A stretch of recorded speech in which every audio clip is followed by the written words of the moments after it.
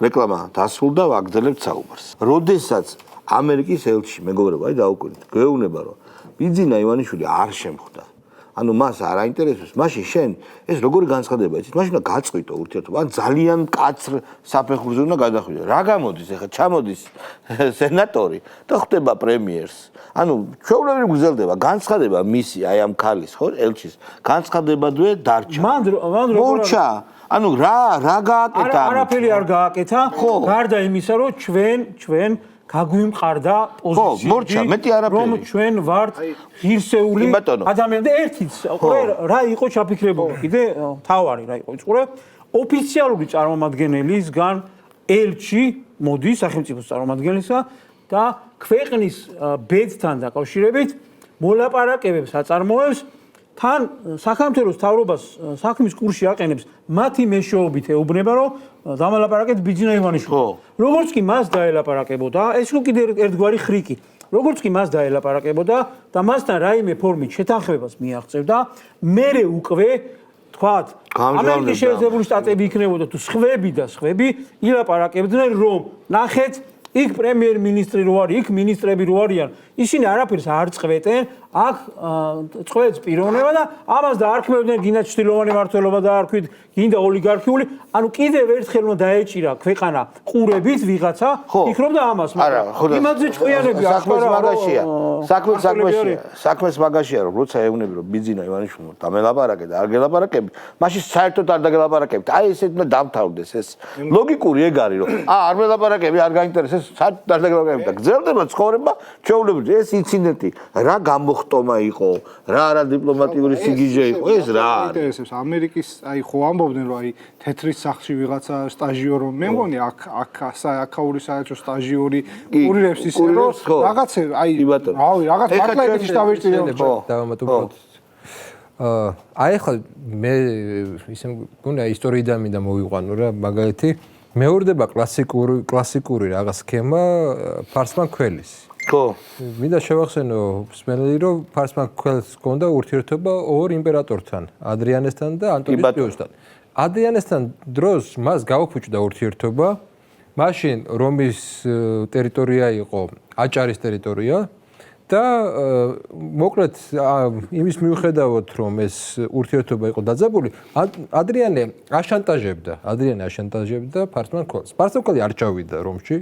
გახსნა ეს კარიბჭე ვიცით ჩვენ ალანოსები შეასე როგორც პარტიელებს ისე რომს და შემდეგ იმპერატორის დროს ანტონიუს პიუსის დროს ანუ უკვე ისეთი მოლაპარაკებები დადგა რომ აჭარა შეუერთდა ქართლის სამეფოს ანტონიუს პიუსის დროს რომში ფარსმანი ჩავიდა და ძეგლი დაუდგეს კი ბატონო როგორც ღირსეულ ეხლა თამაშდება სწორედ ეს ის ანუ როდესაც შენ ინტერესებს იცავ შენ იღებ იმას რასაც გეკუთვნის მართალია და ყოველგვარი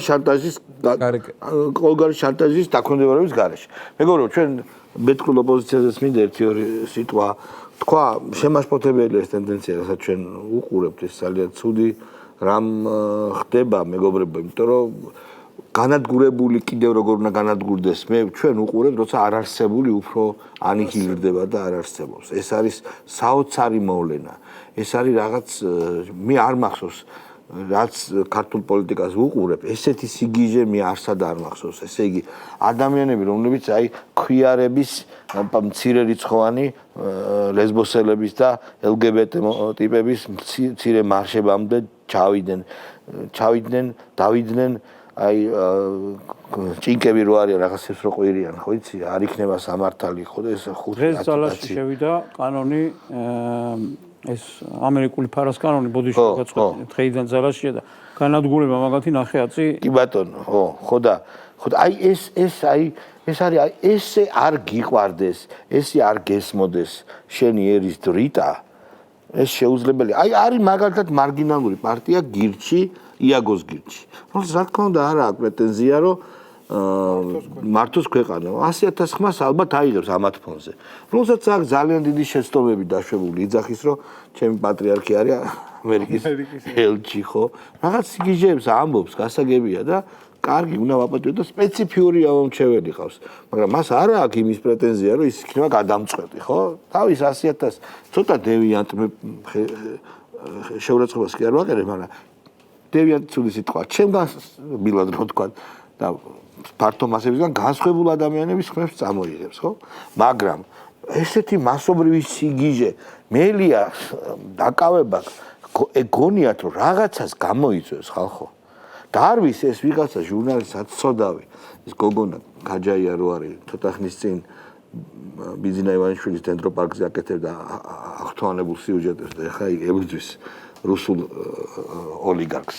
ხო და დარვის და პოლიციელებთან მიდის აი რა ჭინკასავი და გეშინია მელიასიო გეშინია ტაიბიდაბლი მიდის ეს ჩემთვის არის აბსოლუტურად მე ასეთი არაფერი არ მინახი არც ოპოზიციური მედია არც ოპოზიციონერი ანუ ადამიანები რეალურად ცხოვრობენ მათ გამოგონილ სამყაროში სადაც თბილისის პოლიციის უფროს ეშინია აი მისი არ იქნება სამართალი დუდუკით რო არის ტიპი იმისი ეშინია ხო ესე გონია მას ხო მელიასი ეშინია პრემიერ-მინისტრს და ეს არის აი მარტო ფსიქოლოგიური უკვე პრობლემა. ესე დაბლა მე არ მეგონა რომ დაეშვებოდა. ხო, რატომ მოხდა ეს ამბავი? შალვა ისა არა, რაღაც გულის ტკივილით ვამბობ. მე-20 საუკუნის ერთ-ერთ ცნობილ აფორიზმების შემქმნელ სტანისლავ ეჟელეთს აქვს ძალიან კარგი გამონათქვამი რა. ოდესაც ჩვენ გვეგონა რომ დავეშვით ეჟილეცის არის ხო? ხო, ოდესაც გვეგონა რომ დავეშვით ფსკერზე, ქვემოდან დააკაკუნეს. ეს არის იდეალური აღწერა ქართული ოპოზიციის სიტუაციის. მეც მართლა ყოველთვის გონია რომ სადგადის ზღვარი სიგიჟეს სიდებილეს შორის. ანუ რა არის ის ნაბიჯი რომის მე ვიტყვი რომ არა, აი მეტი არა, აი გავჩერდეთ და რაღაც არა. ეს შეიძლება იყოს დაუმთავრებელი პროცესი, იმიტომ რომ ანუ ახლა შევხედოთ რა რომ აი ძალიან დიდი ხანია. მე-14 წელი იქნება მალე რაც ქართული ოცნება მოვიდა ხელისუფლებაში. ყველაფერი აჩვენებს რომ ამ მკვდრებს რევოლუცია არ შეუძლიათ. კი. ანუ ყველაფერი აჩვენებს. აი აბსოლუტურად ყველაფერი აჩვენებს. რელიგიური, არარელიგიური, მატერიალისტური, NGO ყველანაირი ანალიზები აჩვენებს რომ რევოლუცია არ შეუძლიათ. აი ყველაფერი აი მე არ ვიცი ანუ რა შეიძლება აი რა უნდა მოხდეს რომ მაგრამ მაინც ყველაფერი შიშები ქონდა რომ აგერ უკრაინიდან ბოევიკებს ჩამოიყვანენ აგერ მოლოტოვის კოქტეილებს ხო ის როს საცოდაება და პასუხიც აგეს ამაზე ხო ნუ აი ერთ მომენტს გავუსვო ხას მე მახსოვს ზუსტად ამ სტუდიაში ვისხედი ჩვენ როცა მელიას პირველი დაკავება მოხდა და რო შევადაროთ როგორ ასე ვთქვათ სუვერენისტულ ფორმაშია სახელმწიფო დღეს და როგორ იყო მაშინ მე ვიტყოდი რომ ალბათ ერთი 10 ჯერ უკეთესია დღეს იმიტომ მაშინ ნერვიულობდი მაშინ იყო მე მახსოვს მოდი არ დავავიწყო პრემიერის გადადგომა მოყვა ხო ნუ ეგ პრემიერი მოღალატე იყო და საბაბს ეძებდა მაგრამ მაინც არა ებათა ღელვა იყო და მაშინ ისინი მართლა საქართველოს უყურებდა კი ბატონო დღეს ახლა აი შემთხვევით გაგვახსენდა ხო ლაპარაკში ანუ ეს კეჩოშკელი მოყიდეს და წაიღო ჩვენ გავიხსენოთ ისიც რომ იმ ევროკავშირის და შუამავლობით იყო რომ მე ამათ გადააფარეს კალთა ხო მე და მელია გამოაშვებინეს და რატო ხდება ეს ანუ ესეც აჩვენებს იმას რომ როდესაც ქართულმა ოცნებამ აირჩია სწორი პოზიცია, სუვერენისტული პოზიცია, დღეს აღარ არის პრობლემა, რომ ვიღაცა პოლიტიკოსი ჩვენ ხა არ გვიხარია ცხადია, როგორც ասეთი ცალკეული ადამიანი ციხეში ჩასვლა. სხვა გზა არ არის. თვითონ რომ სპეციალურად ანუ ხო მიპროვოცირებას ახდენს, რეალურად ის თანხის არ გადახდა იყო სამაჯურის სროლის აქტის გამეორება პატარა დონეზე და ნუ მე უბრალოდ მინდოდა ეს კონტრასტი დავენახა რა იყო მაშინ და რა არის ახლა. ესეთი ყოფიერების ფილოსოფია ხო ანუ საუბარი არსებულზე და საუბარი არ არსებულზე კი ჩვენ ახლა გვაქვს საუბარი არ არსებულზე ხო აი აუცნაურია ხო ჩვენ ახლა გვაქვს საუბარი არ არსებულზე რატომ მოხდა ისე რომ არ არსებულია მე სუსტიკი არ არის არ არსებული მე მაგ ეგეთი ის განცდა რომ ანუ ცირა არის არსებობს ძალაუფლებისთვის ბრძოლა მაგრამ არსებობს რაღაცა ფსიქიკაში რაღაც მომენტი რომ შენ შეიძლება დეკლარირებ რაღაცას მაგრამ სინამდვილეში შენ გინდა რომ შენი აი სიგიჟე ინიღბება სხვა რაღაცით რა მე იმიტომ კი არა ვარ გიჟი ვარ არამედ აი მასონები მებრძვიან რაღაცა ეგეთი ის ხო იქნება ფსიქიკაში სინამდვილეში მათ უნდათ რომ საკუთარი სიგიჟე შეენარჩუნებინათ მათი ამოცანა ძალაუფლების ბრძოლა არ იყო მათი ამოცანა ჩემი აზრით იყო ის რომ მათი სიგიჟე ყოფილიყო სოციალურად ესე იგი მისაღები კი არა დაშვებული დაშვებული ყოფილიყო. აი, სიგიჟის დაშვებისთვის იბრძვიან ესენი. ხო და არ გამოვა. ეს ცალკე არ გამოვა, მაგრამ მათი ნაბიჯები არ იყო გადადგმული იმისთვის, რომ ძალაუფლება ხელში ჩაეგდოთ. პოლიტიკურად არც პიარი, არც ანუ ხალხის რო შეკრიბეს, ისე იქცეურდნენ, რომ პირიქით ეცლებოდა და დარჩა რამოდენიმე ასეული კაცი, ხო? შეიძლება 100 დარჩა მეტიც არ. შექმნეს რაღაცა ისეთი ველი, საინფორმაციო ველი, რომ მე მაგათაც აი ტევ პირველს ან ფორმულას, რა ვიცი, თუნდაც 2 საათი რო უყურო, არა, მაგარი ხვდები რომ ფსიქიკაში რაღაც ცუდი ხდება რა, ანუ მინდა რომ დეპრესია მეწყება რაღაც 2 საათი კარგი ნერვები გქონია შენ და ფსიქიკასაც პრობლემაა. იმის თქმა მინდა რომ აქ არის მოცემულობა აბსოლუტურად სხვა, ეს არ არის აქ ჩვენ ვერ ვისაუბროთ აშკარად პოლიტიკაზე, ეს არაა პოლიტიკა რაც ხდება. იმიტომ არაა პოლიტიკა, არაა ძალაუფლებისთვის ბრძოლა. ეს არის ბრძოლა იმისთვის რომ საკუთარი რაღაცა ესეთი დათრგუნული, ალბათ შეიძლება რაღაცა წლობით დათრგუნული რაღაც სიგიჟეები სადღაც ამოხეთქოს, სოციალურად ამოხეთქოს და ეტყობა ამ საქართველოში აი განსაკუთრებით აი ლიბერალურ ნაწილში რა იყო ეს დათრგუნული სიგიჟე და ეხლა რო ზემოთ ამოვიდა ვეღარ ჩერდება სიგიჟე. და ბოლოს სანამ შენ გადმოგცემ სიტყვას, ჩვენი ცნობილი მაზიანი გავიხსენოთ პარტიის ლიდერმა, ქართული ოცნების ერთ-ერთმა ლიდერმა მამუკამ დინაძემ თქვა, რომ გახარიასაც შეუჩერებთ უფლებასო იმ რამდენი 10 კაცი გავიდა მე მგონი, ხო? და მინდა შევახსენოთ ერთმანეთს ამ ნიზლავის პირობები, რომ თუ გახარი არ შევა და შემდეგი 10 კაცი შევა, ვინ იგებს? მე. კონკრეტულად არა, შენ რა? ვინ იგებს რა? არა, რომელიც იძახდა, რომ არ შევაო, ხო? არა. როგორ არა? შენ ზოგადად რომ შევაო. კი. ხო და როგორ იგებს შენ არ შევა გახარი? გახარიები. ჩვენ ხო დავაზუსტეთ კიდევ. აი როგორ აი ეს არის ქართულში მეგორიო, კიდევ როგორც ყოველთვის მოგვიწევს დამატებითი კონსტატაციები კადრს მიღმა. ხალხი გადაცემა მიუძღვნა. არა, კადრს მიღმა დასაზუსტებელია, მე არ გეტყვი. გადაცემა. კი ბატონო, ხო. ეხლა გადავიდეთ ისე იმ გაჭირვებულებზე. აი გაჭირვებულები. ნამდვილად. ყველა თეორიას ვეთანხმები, რასაც იგიჟესთან დაკავშირებით ამოვთხოვნე, მაგრამ მე მაინც მგონია, რომ ესენი თავიანთავებს არ ეკუთვნიან. ეს უბედურები ამათ ესენი ანუ ის რომ ვიღაცა მიხვდა, მაგალითად გახარიამ იცის, რომ მიხვდა, რომ რევოლუციას აზრი არ აქვს, ნული, რასაც თქვა თქვენ ამბობთ, რომ ნული. აი რომ ცდილობს არჩევნების გზით რაღაცა დივიდენდები მოიპოვოს პოლიტიკური. ასევე იმ გირჩმა თანარჩინები ვერ გამოდიან. არ აქვს უფლება. იმიტომ ვერ ხარ, დიდი მიხვედრა უნდა შენ ამორჩეველთან რომ უნდა ჩავიდეთ შენ ამორჩეველებთან და დავარწმუნოთო, რატომ უნდა ვიყოთ კიდე ბოიკოტშიო, ანუ ესე იგი საპარლამენტო არჩევნებთან დაკავშირებით ბოიკოტში უნდა იყოს და ახლა წინასაარჩევნო უნდა ჩავიდეს ადგილობრივ არჩევნებთან დაკავშირებით და უნდა ელაპარაკოს ამორჩეველს, რომ იცი რა ბოიკოტში ყოფნა ჯობია. რა ბოიკოტში ყოფნა ჯობია, რამდენი წელი უნდა იყო ამ ბოიკოტში. ბოიკოტი ეს იმას ნიშნავს. მარგინალიზაციაა. რა თქმა უნდა, ერთი რომ რესურსი არა გაქვს, პოლიტიკური რესურსი. მე რომ მოხვიდე და იმაზე კარგზე მელაპარაკო, ვიდრე მთავრობა ლაპარაკობს და ბოიკოტზე არ მელაპარაკო, ჩემ ნათესავებსაც მოვაცემინებ კიდე ხმას რაღაცა და აი თვითონ ხო თავის დროზე დაცინოდნენ, აი როდესაც ხელისუფლებაში იყვნენ ოპოზიციას რომელიც არ ჩავიდა. ეხლა იგივენად არ იქცევია. ანუ კიდე ეხლა სიტუაციიდან გამომდინარე კი არა რომ აი თქვა არჩევნებს წინასწარ არჩევნებს გაგვიყალბებენ. ანუ მეტი გამოსავალი არ აქვს. თავი უნდა ჩარგონ ქვიშაში.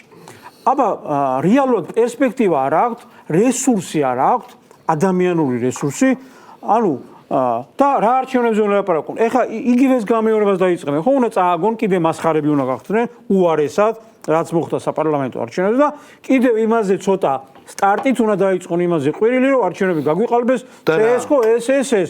ანუ რა შედეგიც მიიღეს ეხლა, იმ შედეგს მიიღებენ მერეც იმ შემთხვევაში პლუს ერთი პლუსი კიდე იქნება ჩაწერილი ხელისუფლებას, ჩაწერილი იქნება, რომ ანუ რა გაყალბებაზე ლაპარაკობ, წინა არჩევნები აგერ ისა არალეგიტიმურობაზე რომ ლაპარაკობ, აგერ საპარლამენტო არჩევნები აღიარე, იმიტომ რომ ჩემ დანიშნულ ადგილობრივ არჩევნებში მიიღე მონაწილეობა.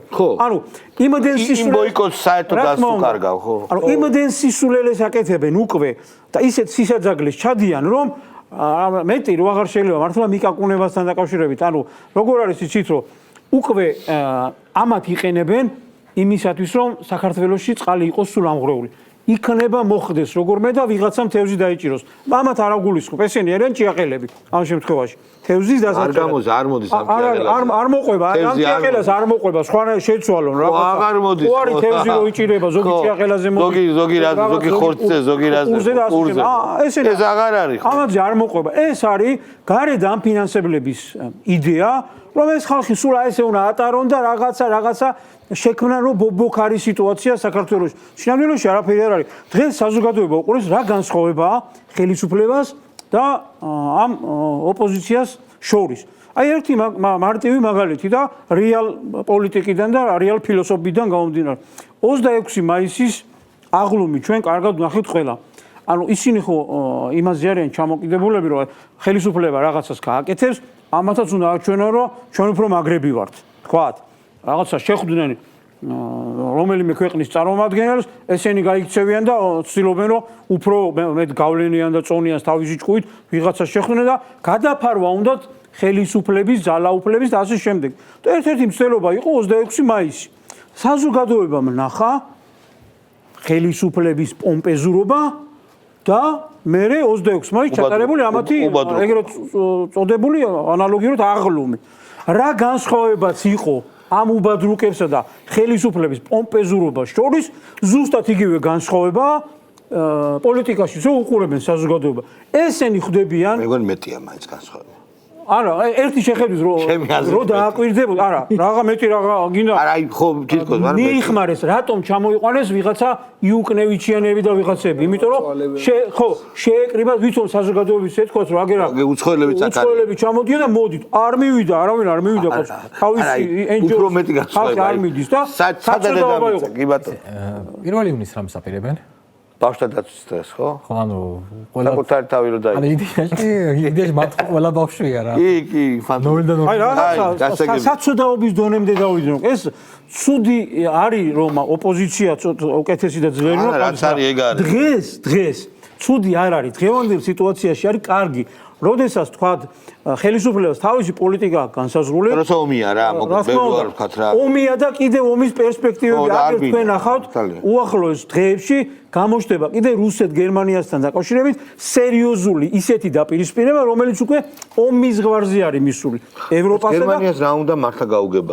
აბსოლუტურად. პირდაპირ ხო განაცხადა პუტინმა პირდაპირ ერთი ჩამოვარდნილი რაკეტა, ეს იმას ნიშნავს, რომ პირდაპირ უნდა დავარტყა იმას. რა თქმა უნდა, არიშნიკს ხერს პირდაპირ. ეგრევე თან არიშნიკთან დაკავშირებითაც კიდევ ერთხელ განუმარტა, რომ არ არსებობს საშუალება, რომელიც არიშნიკს დაიჭერსო და თან გაგაფრთხილებთო, რომ იმ ქვეყანაში რომ მეტი მსხვერპლი არ მოყვესო. გაეცალეთ რომ ის ტერიტორია რაღაცნაირად დაცალეთ, მოსუფთავეთო და ისევ ესულ გერმანიასო და აბა კიდევ ვინმე სხვამ გაბედოს.